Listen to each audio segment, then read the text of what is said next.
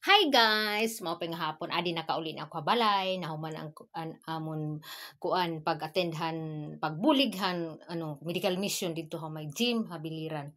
Pero, nagpa-check up liwat ako, nagtrabaho ako dito, tapos nagpa-check up liwat ako. Tungod kay may ubo ako, may hiranat ako, adi ang medisina nagin, hatag ha akon han doktor kay medical mission baya nahatag irahin pa-check up ta si medisina adi ini amin naging hatag ha akon ini hiya hiya adi hiya damo oy tapos adi para inihan siguro infection ito matigan ubo tapos tagalat akong t-shirt adi t-shirt for tomorrow's parade ito tagaan akong parade t-shirt ito amin ni namo susulotong buwas.